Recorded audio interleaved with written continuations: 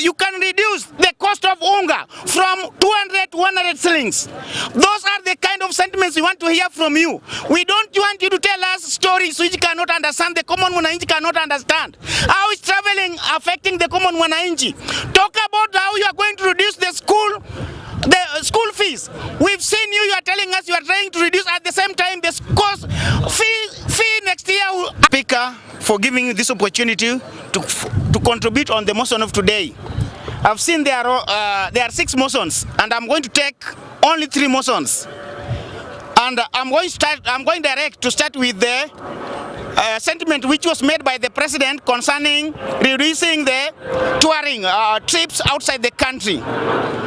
Mr. Speaker, I see the President is trying to joke with Kenyans, because this is not the first time President is coming out to try to reduce the cost of living in Kenya.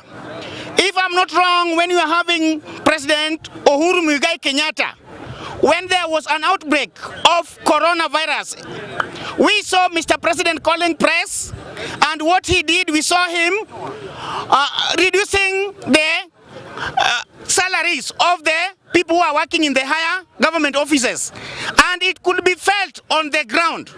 But here we have got a president whereby this is not the first time he's trying to convince Kenyans that he wants to reduce the cost of living.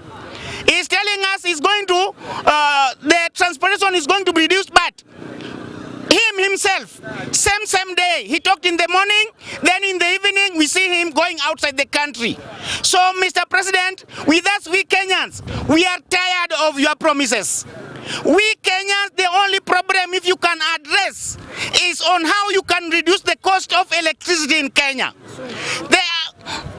Where you can reduce the cost of unga from 200 to 100 shillings. Those are the kind of sentiments we want to hear from you. We don't want you to tell us stories which cannot understand, the common mwananchi cannot understand. How is traveling affecting the common mwananchi?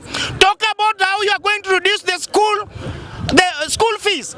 We've seen you are telling us you are trying to reduce, at the same time the cost fee next year has been risen up. So how is it going to help us, Mr. President? We don't want lies. So with that, it's not helping us. If you like, you can reduce it, but it will not help us.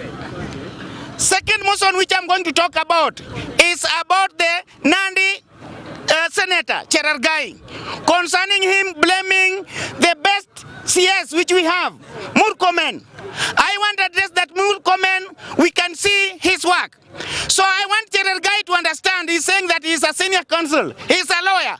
There is what we have got, national government and county government. If the work is for the national government, what is wrong if other Kenyans from other counties has been brought in to come and work? What's the problem in that?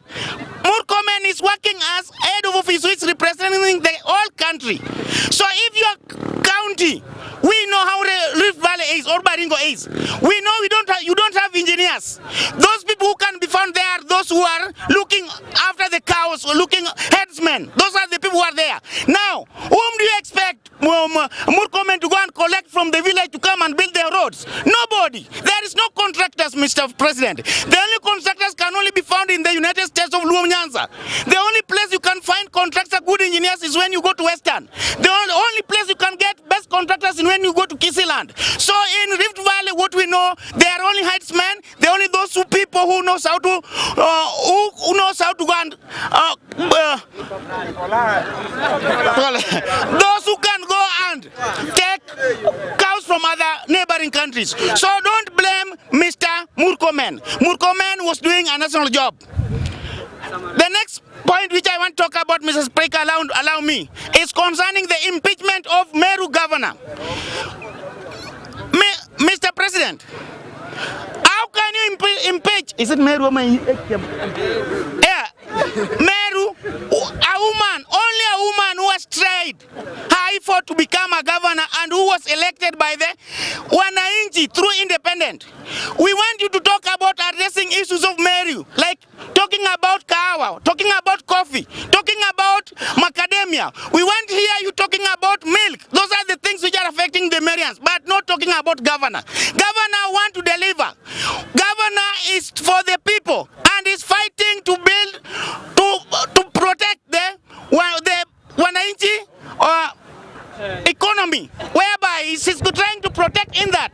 Ataki ufisadi, ataki watu wa serikali ibie mali ya wananchi. Sasa kisaka tesa tunaona mna impeach, hatutakubali. So governor, tumesimama na wewe, wakisema turudi kwa debe, sisi tuko nyuma yako kama wananchi. Asante sana bwana speaker.